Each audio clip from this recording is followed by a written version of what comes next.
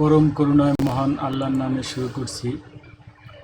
সুপ্রিয় দ্বিতীয় শ্রেণীর শিক্ষার্থী বন্ধুরা, তোমাদের জন্য আজকে আমরা নিয়ে এসেছি একটি গণিত বিষয়ের পাঠ। এই গণিত বিষয়ের পাঠে তোমাদের সবাইকে সুস্বাগত জানাচ্ছি।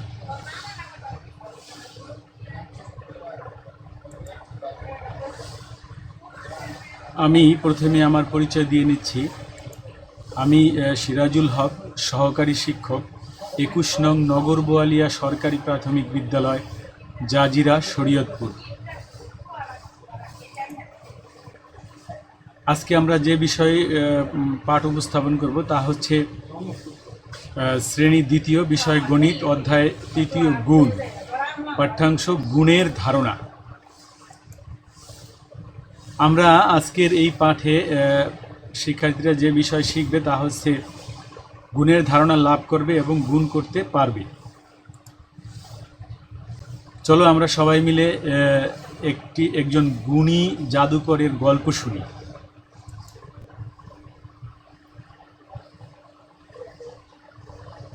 এক জাদুকর মঞ্চে এসে জাদু দেখাতে শুরু করলেন।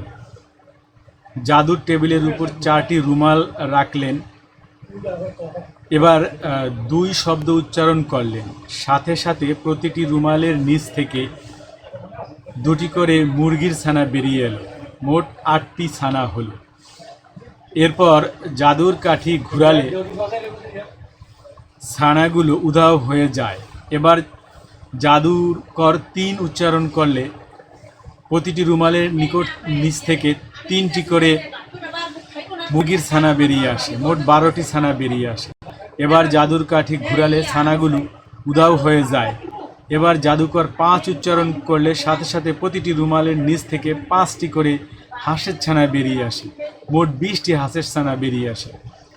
এভাবে জাদুকর বলা সংখ্যার সমান সংখ্যক ছানা প্রতি রুমালের মধ্যে থেকে বেরিয়ে আসতে থাকে। এতে দর্শক করতালি দিতে থাকে ও আনন্দিত হয়। সুপ্রিয় শিক্ষার্থী বন্ধুরা, তোমরা এই গুণী জাদুকরের জাদুর বিষয়টি বুঝতে পেরেছ আশা করি। চলো আমরা কয়েকটি ছবি দেখি। আমরা যে ছবি দেখতে পাচ্ছি এটি কিসের ছবি বলো তো? কিসের ছবি? কয়টি ছবি আছে এখানে? একটি প্যাটার্নে 2টি করে মুরগির বাচ্চার ছবি রয়েছে। তাহলে আমরা 4টি মুরগির বাচ্চার ছবি এখানে প্যাটার্ন দেখতে পাচ্ছি। এই 4টি প্যাটার্নে মোট 8টি ছবি আমরা দেখতে পাচ্ছি। 8টি মুরগির বাচ্চা এখানে দেখতে পাচ্ছি। এইগুলি আমরা সংখ্যায় যদি লিখি তাহলে দেখো 2টি মুরগির বাচ্চা আবার যোগ 2টি মুরগির বাচ্চা আবার যোগ মুরগির বাচ্চা আবার 2টি যোগ মুরগির বাচ্চা। এভাবে আমরা এই 2কে 4 বার যোগ করে মোট 8টি বাচ্চা পেয়েছি। এই একত্রে করাকে এইগুলিকে যোগ বলে এবং এই একত্রে করাকে আমরা সংক্ষিপ্তভাবে যদি করি তাহলে 2টি, এখানে প্রতি চিত্রে 2টি করে মুরগির বাচ্চা রয়েছে। মোট চিত্র রয়েছে 4টি।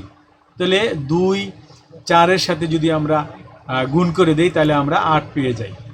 এটি হচ্ছে গুণ। আর এই যোগটা হচ্ছে অনেক বড়, বেশি জায়গার প্রয়োজন হয়, হিসাব করতে সময় লাগে। কিন্তু গুণ হচ্ছে ছোট, মাত্র 2-এর সাথে 4 গুণ করে আমরা 8 পেয়েছি। তাহলে যোগের সংক্ষিপ্ত রূপ হচ্ছে গুণ। আমরা বলতে পারি যোগের সংক্ষিপ্ত রূপ হচ্ছে গুণ। সুতরাং আজকে আমরা যে বিষয় শিখব তা হচ্ছে গুণ। চলো আমরা গুণ সম্পর্কে কিছু জেনে নেই।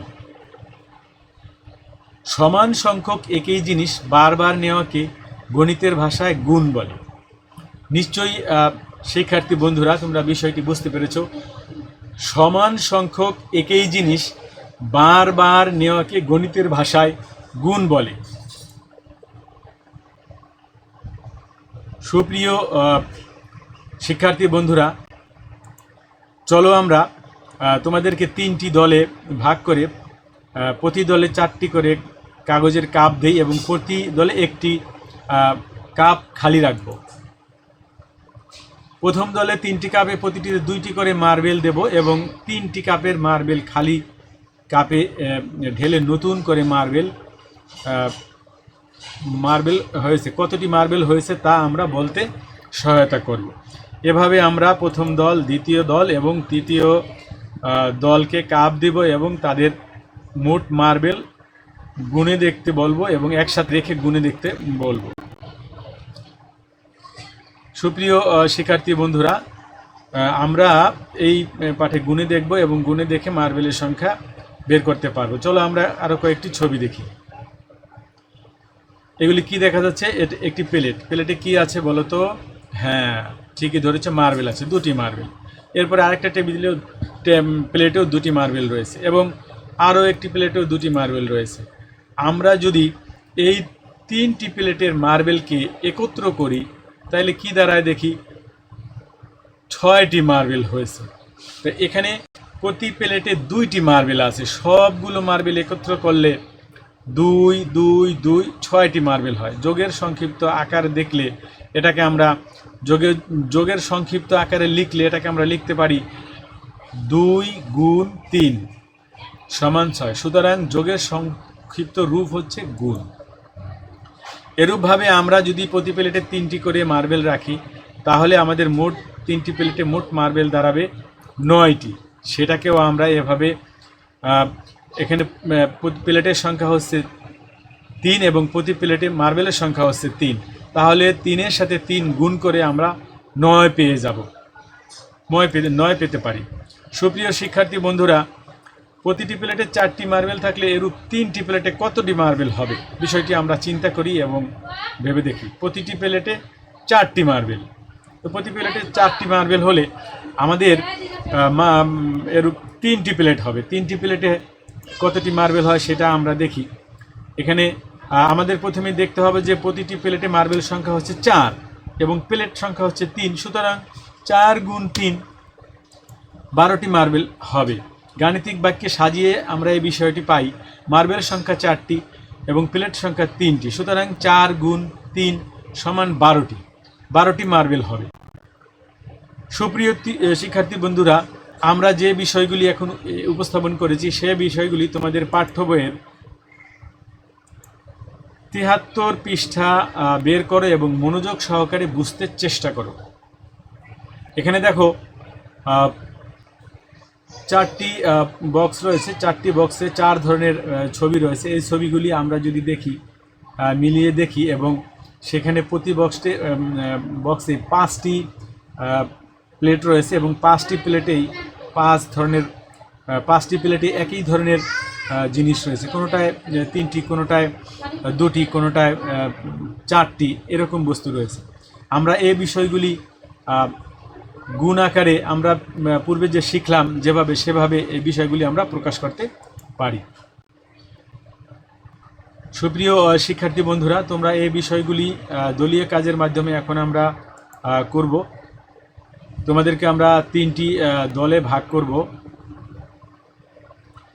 এবং নিচের সমস্যাগুলি সমাধান করতে সহায়তা করব।